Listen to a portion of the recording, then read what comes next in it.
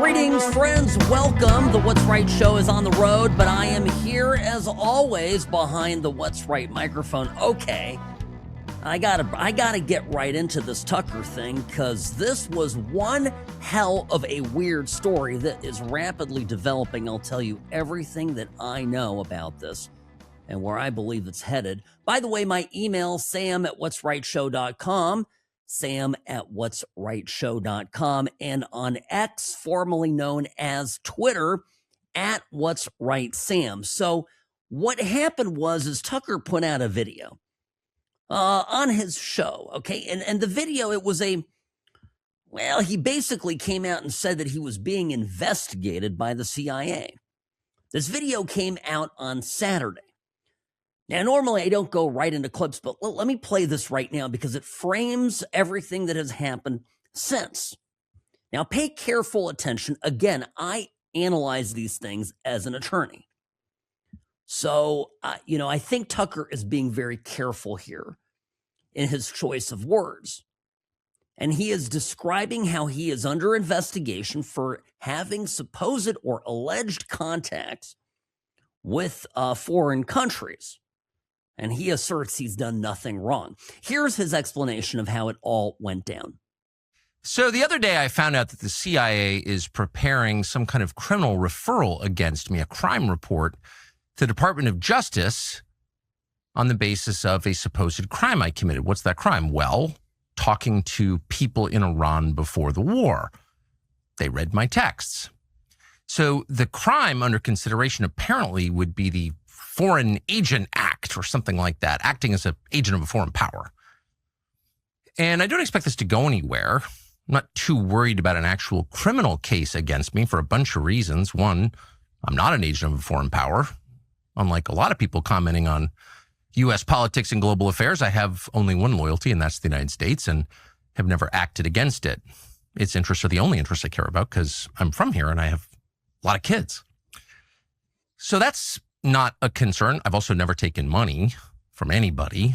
Don't need it, don't want it, and that's provable. And moreover, it's my job to talk to everybody all the time and try and figure out what's happening around the world. That's literally what I do for a living, and I'm not going to stop doing that, nor should I don't think. I'm also an American. I can talk to anybody. Okay, this is the clip that literally broke the internet over the weekend. Let me parse through what was said here. He claims the CIA is preparing a criminal complaint to be forwarded on to the Department of Justice, a referral, okay? That's all the CIA can do. I mean, they can basically allege the crime has occurred and send the matter over to the DOJ. The DOJ determines whether they file charges or not. And it seems to me, again, I'm not passing any judgment on this as of yet. I just want to work our way through it here together. It seems to me that what Tucker is saying is that, that this is actually happening, that he has strong reason to believe that it's happening. And he also appears to be very nervous about it, which one can understand, regardless of what the actual facts are. Now, the crime that he claims is under consideration is a FARA violation. This is basically failing to register as a foreign agent. Now, I'll come back to this in a moment because I don't think this is actually the true criminal referral that's happening. It may be one of two charges ultimately that are brought, but shelving that for a minute, he claims that it is him acting as an agent of a foreign country, a foreign power. And he says he doesn't expect that to go anywhere. And the reason that he gives, and this is a bit of a tell, the reason that he gives, he goes, look, what motives do I have? I love America. I live here. I got a lot of kids. I care about the country. Now, the second thing he says is I've never taken any money. Now, both these statements, I think, are actually 100% true. Tucker's not lying here. He has kids. I think he loves America. I think he's become a little misguided, but I think he loves the country. But I'm telling you, this is not what's germane. The question is Tucker communicating with the Iranians, and is he sharing confidential information that he's gleaned from sources in the U.S. with the Iranians? Is he serving as a back agent, an unauthorized back agent to Iran? Because one thing that was immediately speculated, you remember that meeting that Tucker had with Trump in the Oval Office, a big photo op, he's there, both of them smiling. And a number of people absolutely lost their minds that Trump would be meeting with Tucker in light of Tucker's, quite, he did not hide contempt for Trump and the direction of the Trump presidency in the wake of the U.S. attack on Venezuela. So Tucker had a bit of a falling out with Trump. And yet, just a few days before the February 28th attack on Tehran, the fateful day when much of the Iranian Islamic hierarchy was eliminated, there was Tucker and Trump in the Oval Office yucking it up, and a number of Trump supporters absolutely beside themselves over it. Well, the speculation is now that Trump actually used Tucker, that Trump had found out via the CIA, via the intel people, that Tucker had been talking to high-level IRGC people inside the Islamic Republic of Iran, and he decided to take advantage of it. Now, this is speculation. We'll see. It'll take some time to confirm whether or not this is true. But the speculation is, and I give this a strong degree of likelihood that it happened. I'll say it. I'll say 70, maybe 80% chance that this is true. It seems that Trump took advantage of this back channel and used Tucker as an unwitting puppet of the U.S. military. The meeting probably went something along these lines. Trump assured Tucker and made it quite believable that he had zero intent to attack Iran. He made it clear that he had told the Israelis that it was a no-go, any attack in the near future. He, in other words, used Tucker to assuage and calm any fears that the Iranian leaders would have that an attack was imminent. And this is in part the reason why they all met together fairly openly, although it was in some sort of secure location within Tehran, but not in the outskirts anywhere. They met in the center of the capital, all in one place, in person, where they were eliminated. And this is the state of it, right? Now, going back to the statement, I love parsing people's statements. I have only one loyalty. This is a quote from Tucker Carlson. I have only one loyalty, and that's the United States, and I've never acted against it. Now, if in Tucker's mind, he believes that World War III will happen, or is 98% certain to happen, if Trump attacks Iran, then his loyalty in his mind and in his heart, and however you want to put it, is to prevent the United States from going to the war. If we go back a little bit of the history, this reminds me of, and I was talking about this with producer Robbie here as we were show prepping for today's program, and I was reminded of World War II and the many prominent British figures in the lead up to World War II who openly sympathized with Nazi Germany. Now, it's not because, some of them, of course, were profoundly anti-Semitic, but it wasn't even anti-Semitism as much as it was a desperate desire to avoid the absolute waste that was the First World War. Remember, in the mid-30s, the specter of the First World War was not that distant of a memory. World War I ended, after all, in 1918. So many people alive that were adults in their middle age plus in the United Kingdom had experienced World War I, had lost friends, had lost brothers. had lost people they knew. It was an absolute, human meat, grinder that wasted a generation of talent, of incredible people. And there was a sincere desire to avoid this. And we're going through something like this right now. And Tucker's gotten himself tangled up in it. So now there are, of course, because the people that have been following it over the weekend, I'm not going to talk about the libs right now for a minute, but I'm going to talk about the folks on our side, are rightly concerned, of course, that, if we're going to start going around arresting journalists, no matter how much we might disagree with them, that this could be a problem. But the fundamental is that if we have journalists who are going and actively aiding our enemy and are feeding them information, essentially spying on the U.S., spying on the president, taking advantage of their relationship, their friendship with people in this administration, purporting loyalty, but then acting behind the backs of this country. Whatever their motives are going to be irrelevant. It's not how the code reads.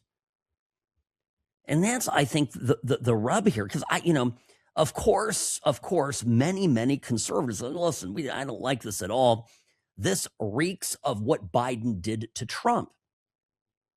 Now, remember the documents get. Remember when Trump's private residence at Mar-a-Lago was raided while he was out of the White House, and one of the key things that the accusation right before, even before the indictment came down, the accusation was basically had highly classified documents strewn about in a haphazard way and easily could be accessible by the country's enemies and the like. And the whole thing was patently absurd because, of course, Trump was still his entire apartment and office and everything guarded by the Secret Service. And Trump, say what you will about him, is not someone to give quarter to our enemies. If you believe that, I mean, you probably lapped up the Christopher Steele dossier. But this, this has shades of Oswald Mosley all over it.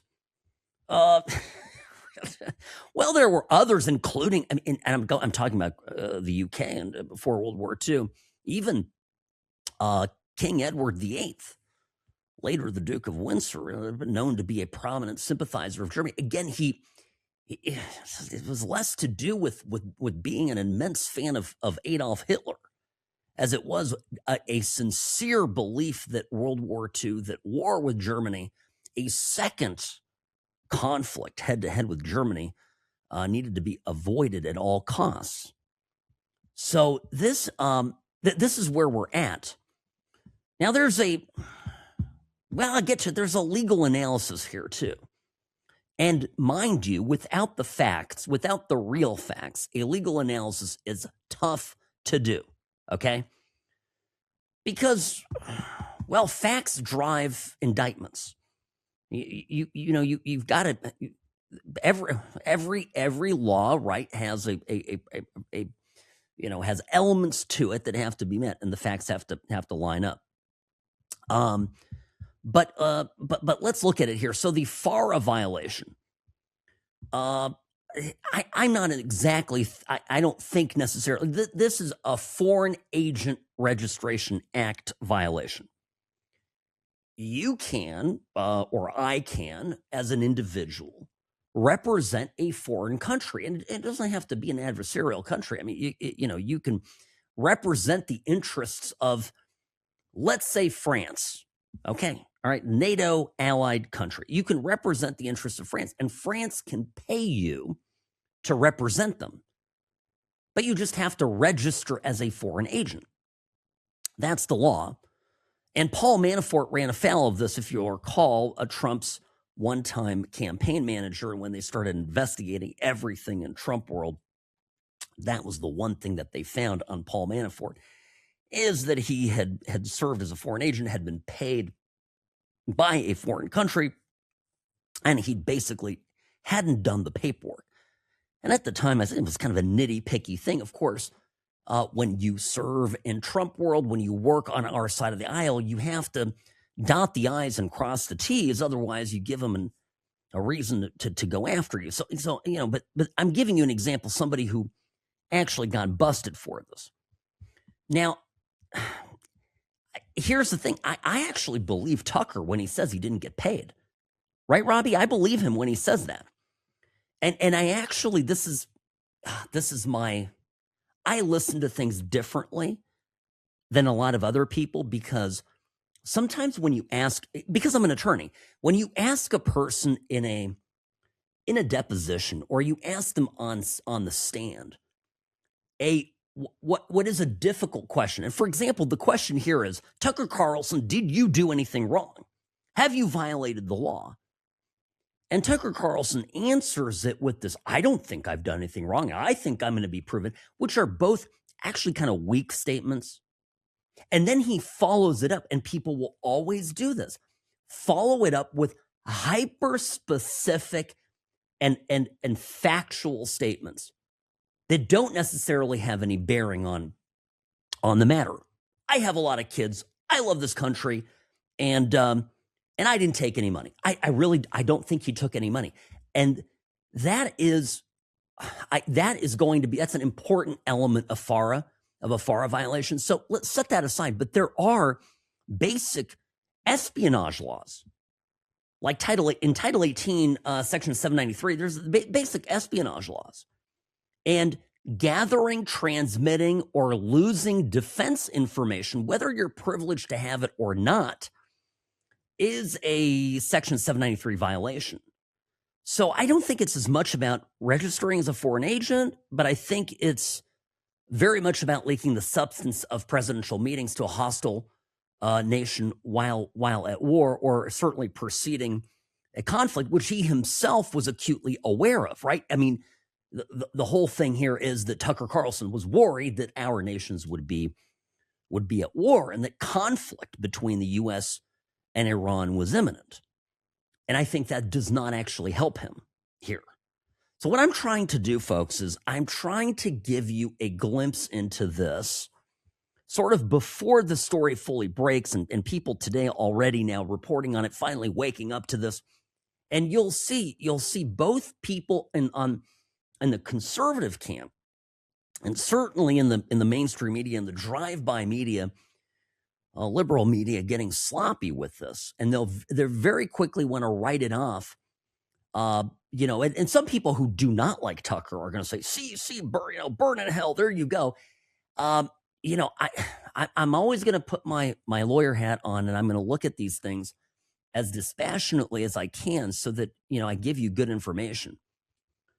But it may go down. Let's set aside Tucker and whatever penalties he may or may not face. If the facts are as alleged, and Tucker was talking to high-level Iranian, governmental types in the lead up to the February 28th attack, U.S. attack, and Trump knew this and took advantage of this back channel. And Tucker was in there thinking, he had just scored all this intel and went running back to his Islamic Republic friends and said, Trump's got Netanyahu. He's told Netanyahu, no, it's nothing. It's not happening. And Trump's not doing it. And trust me, I know Trump, and this is what Trump said. So you can take it to the bank. And so they all went and had a little party and got blown to smithereens. I mean, if that happened, okay, then it's a giant wow. This is a legal and intelligence story wrapped all into one, all right? And there is potential espionage exposure here for Tucker. I'm not going to deny that. And then, of course, I think he may have gotten used as an unwitting tool of Uncle Sam, which probably delights me more than anything if that bears out to be the case. Okay, folks, quick break here. The What's Right Show brought to you by Sam and Ash Injury Law. In a crash, call Sam and Ash, 800-304-2000, because you deserve what's right. I'm the best. Personal injury law has been the same for a long time. The best. Big egos, greed, and sleazy schemes. We've had enough. Welcome to Sam and Ash, the new standard for personal injury law, where things are done the right way, because you deserve a team that delivers real support and results. When you have both, your whole world can change. Sam and Ash Injury Law, because you deserve what's right. I wrote on Twitter over the weekend, I thought this was a pretty good post. I wrote, if your lawyer doesn't use AI, fire your lawyer. But if you are using AI instead of hiring a lawyer, then fire yourself. Sam Mirejovsky here behind the What's Right microphone. This is the gospel truth. A good lawyer is going to use the technology out there available, but you on your own, good luck. You got no leverage. You cannot go up against the insurance company, because whatever demand, no matter how beautifully written, how great of an argument, how backed up with good law you make, your case that you're writing them a letter about, you have no leverage. They know that if you go to court up against them, you're going to be in the deep end before you know it and lose. And they're counting on that. Sam Mirejovsky here for Sam and Ash Injury Law. Hire the right lawyer from the beginning. And if you've gotten stuck in the mud dealing with the insurance company on your own, it's okay. Call a friend. Dial the number 800-304-2000. That's the number to call if you've been hurt. And your friend, your loved ones, family members, tell them Sam and Ash Injury Law, the only law firm to trust for your injury case. Again, 800-304-2000, samandashlaw.com. No recovery, no fee, no money up front, okay? That easy. samandashlaw.com, because you deserve what's right. All right, folks. Well, I have to talking to Robbie here. Robbie has a theory on Tucker, and that is that sometime back, somebody compromised him. It's possible that Tucker has been acting like somebody who's blackmailed. In other words, and the example that Robbie gave on this, and I'm giving you credit on this in the event that you're right. I'm not ready to subscribe to this, but if you're right, I want you to get all the credit. That Tucker would say things almost on behalf of foreign countries, but China, Russia, Iran, whoever, and then immediately begin talking about, how he had demons scratch him in the middle of the night. And it's just, he almost did the stuff that they wanted him to say, and then followed it up with such insanity that, later he'd have plausible deniability, just gone off the deep end. I don't know. I'm just throwing it out there. And by the way, a lot of people too freaking out that Trump is spying on journalists. Trump is spying because, of course, if they were monitoring Tucker's, phone calls, texts, emails, whatever, with Iranian leadership, then the conclusion that everybody's drawing is that Tucker was being spied on. And if Tucker's being spied on, who else is being spied on, right? I think what this misses is, aren't we supposed to be spying on the Iranian baddies? Right? I mean, I would listen.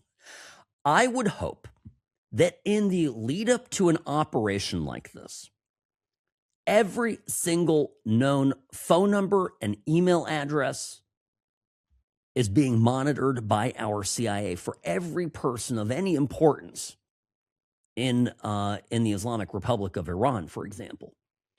So my point is if they're monitoring Babu over there, and Babu is talking to Tucker, they're not The problem, it didn't start with them spying on Tucker. It started with them spying on the Iranian mullah. Babu. I'm making up. It's a fill-in for whoever's over there that they're keeping tabs on. Okay. By the way, great news from Cuba. So many Cubans in my life right now, Robbie, are elated. They're just elated. There's hope. There's finally hope that it's all going to collapse. And it's taking me back, Robbie, to 1989, because in November of 1989, the communist regime that had taken over my parents' country in 1948 collapsed. So it took 40 years. It ended, and it ended very quickly. And this is my 10 cents on the matter of Cuba. What a year ago seemed very far away and impossible suddenly can happen, and can happen quick. When these regimes, go up in smoke, it's over. So, Robbie, I think I'm. Well, I am in Florida this week. Yeah, am I here? Am I planning for the invasion? No. But maybe I'll be here this week when it all goes down. It's that imminent, in my opinion, because Cuba's in a system level crisis right now. Their fuel supply has been choked. Remember, they were getting all this support from Venezuela, their principal benefactor, and they were in bed with the Chicans and the Russians. And they've been a thorn in our side right off our coast. And you can easily dismiss it as a nothing regime in a nothing place, a little island. But the fact of the matter is, always was a launching point, even back in the Soviet era, for our enemies to be close to the U.S. And it's what is happening in Cuba is just one of many dominoes that are falling or have fallen in a much larger and well thought out strategy affected by this administration. And I don't know if people realize this. I keep talking about China and Russia.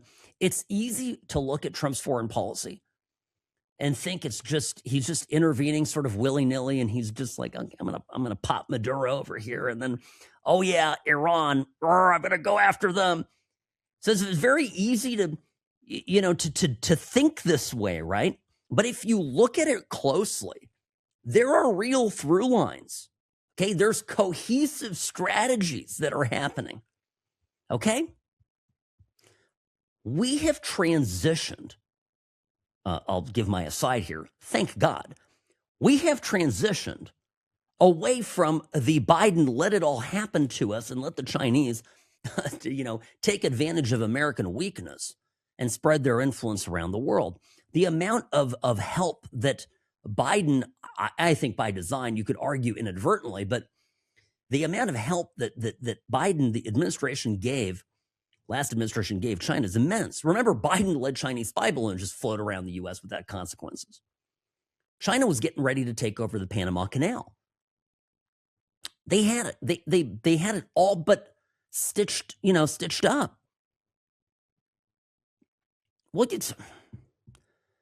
well, there was a Chinese company that owned it, and they were positioning themselves to take it over. And the Chinese had broad penetration into Venezuela. A lot of people don't realize this. Financing, telecom, internal security, military capabilities, oil, of course. And China was also in the middle of setting up a very elaborate spy operations in Cuba. Nobody is talking about this. Nobody talks about China's Eland and SIGINT bases in Cuba. There's at least 3 that we suspect. And Cuba's only 90 miles from the U.S., right? So this is a big deal. And it doesn't mean that they're just surveilling Gitmo, okay? This is the entire Gulf of America. It's a substantial chunk of the eastern seaboard, okay? Cape Canaveral, the Kennedy Space Center. You know what? If you go back and you think about Biden, what an absolute joke that administration was. Anyway, and the Chinese participated with the cartels and supported them because if nothing else, right, it was a financial benefit, but also a strategic benefit in further weakening the United States of America. Now, Russia had similarly a long presence in Cuba and Venezuela. All right. Russia's Western hemisphere influence was waning, but the Chinese were rapidly picking up the filling in the gaps. Now, Trump got into office, okay, and this is it, right? Trump gets into office, and he made this clear, when he's made this clear all along.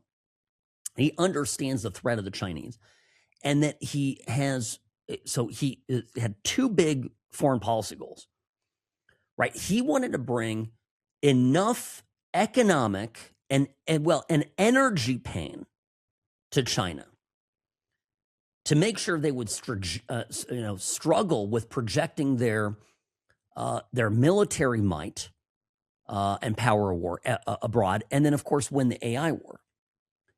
Artificial intelligence relies heavily on computing power. Computing power relies on energy. Energy equals competitive advantage in the AI race. And the second goal of the Trump administration was to kick China out of the Western Hemisphere, get them out of our part of the world. So how did this happen? And again, if you talk to people out there about Trump's foreign policy, and really I do this every day. I run into somebody who tries to tell me that Trump is just sitting there, yelling out orders in the Oval Office and is acting like a maniac. But if you look at it, you look at the timeline.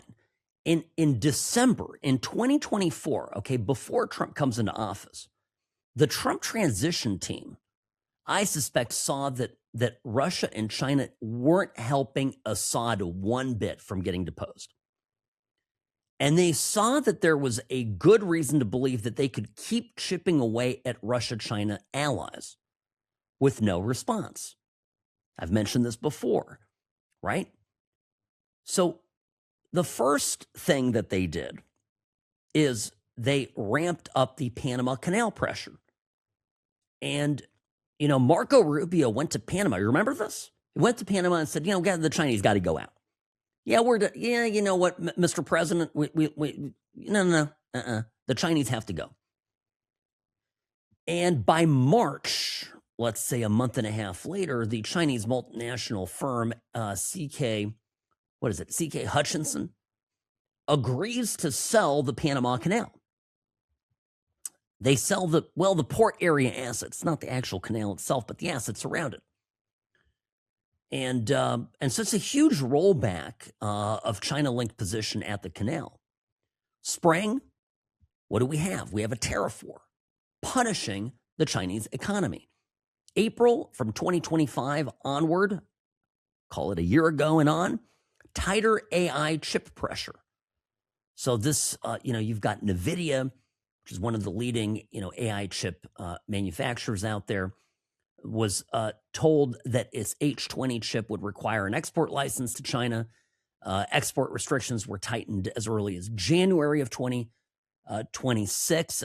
So that was, a few months ago. That created a framework that forced certain advanced stuff to go through security testing before going to China. It's really a screw you. And then late 2025, early this year, we had the Venezuela blockade. Okay? And by the time we raided Venezuela and kidnapped their president and brought him back to a federal holding cell in New York, right? China was out. China accounted for 75% of Venezuelan oil exports. Okay? And it was given China, it was debt repayment. So they're basically getting it for free. And now they're not getting any of it. And then we enter March, late February and into March. And now the Iranian war is imposing an immense strategic cost on China. China relies on Iranian oil. Okay. And it also showed our capacity to strike globally, not just in our hemisphere, but halfway around the world. And now we've got the Cuba game afoot. It all connects, is my point. All right. These dots connect. And I would say this is my answer to Tucker Carlson, by the way, and all the other people out there hand-wringing going, Sam, Trump is just, he doesn't know what he's doing, and we are sleepwalking into World War III. The more of these steps that are taken successfully, if the gambit plays out, and nothing's guaranteed, right? I'm not Pollyannish over here. I understand that war is war and it's a tough thing. Although and we'll get to this here in a minute, I think Iran is on the ropes. And I think a lot of people out there in the media actually sort of quietly rooting for Iran because they hate Trump that much that they would rather see us lose in a war. But setting aside, if it works out, I believe it will. If it works out, the likelihood of a global kinetic conflict, a war, a direct kinetic confrontation with China, chances of that go down by the minute. They do. This is the fact, because I mean, what's really left to squabble over? And China might, by the way, read more about this too. They're just they're going off a demographic cliff. They've overstated their population by hundreds of millions of people. And by the way, I absolutely believe China is the most dangerous geopolitical adversary that we have. Cannot underestimate the Chinese threat. And I love that this administration isn't doing it. But the solution wouldn't have been to say, China, this is what we're doing. And if you cross this line, then we're going to go to war, because it would have forced the war. And that's a tough conflict to win. Why not pick off all of their little stooges around the world? Which, by the way, if you stopped, I'm not saying you, but I'm talking to maybe the Megyn Kellys of the world. If you stopped Megyn Kelly criticizing Israel for 2 minutes, you'd realize they did the same thing for us in the lead up to Iran. We weakened all of their proxies, right? And left Iran very isolated. Picked off little Hamas and the Hezbollah and every one of them. Well, the Houthis too. I mean, I'm not saying they're still around, but their capabilities severely degraded. And it weakened the Iranian regime because they had to support them throughout the last several years, right? That was a lot of missiles and drones and weaponry that had to be replenished. And Obama wasn't around to send pallets full of cash. So, right? The mullahs didn't have a Democrat around to, a sugar daddy to fund this whole thing. Oh, did you see Robbie, the rumor over the weekend that Netanyahu had died? There was an AI-generated video, stills of which went viral over the internet, showing Netanyahu in a pile of rubble, and there was a story circulating that he had been targeted in a missile attack at one of his residences and that he had died. And there was a video of him. Appearing to be alive and well, but where he had, it seemed, 6 fingers on each hand. Did you see this video, Robbie? The 6-finger video? Well, I'm a lawyer. I'm a tech person too. I like tech. I love watching all these fake AI videos. So I started watching the AI video. And my take on it was that there were 5 fingers on the hand, and that it was just, there's a certain amount of frame rate as he's moving his hands. And, it just, like, look at what I'm doing here. If you're watching the Sam Cam, if I do this enough in the right amount of lighting, it will seem in a particular moment that I've got 6 fingers on my hand. Trust me, it's how it works. So the whole thing was nonsense. Anyway, late Sunday, Netanyahu surfaced with a video where he's having a cup of coffee somewhere in Tel Aviv or wherever he is. He's like, well, I don't know what you, hey, I'm around, I'm having coffee, I'm here in town. I'll see you, Iran, at your claims that I'm dead, and I'll raise you your new Ayatollah. So your turn now. You guys can dig him up wherever he's at, getting his penile enlargement. By the way, speaking of penile enlargements, I guess we'll get more to the war tomorrow, but I got to address this Megyn Kelly thing. You know what? They're both starting to be gross to me. First of all, Mark Levin's kind of a jerk, okay? And he always has been. He's very high on himself. He's a jerk. He's attacked Megyn Kelly a lot. I have my disagreements with Megyn Kelly. It doesn't mean that I'm going to go call her names. And that's what's going on. And then Megyn Kelly, in turn, goes into the mud and says that Mark Levin has a micropenis. It's not. None of this is helpful, folks. None of this is helpful. And actually now I'm just sad. I'm sad for where Tucker Carlson has gotten himself to. I'm sad where Megyn Kelly has gotten herself to, where Mark Levin is. Just everybody needs to just take a breath. Because we were all united when we were fighting against Biden, but now good things are happening. And when good things are happening, that's when unity suffers. So that's my 10 cents on it. Sam Mirejovsky on the What's Right Media Network. Sam at what'srightshow.com. At What's Right Sam on X, formerly known as Twitter. Grab the podcast. Make sure you get this program first thing in the morning, wherever you get your podcasts. What's Right Show. Brought to you by Sam and Ash Injury Law. See you tomorrow.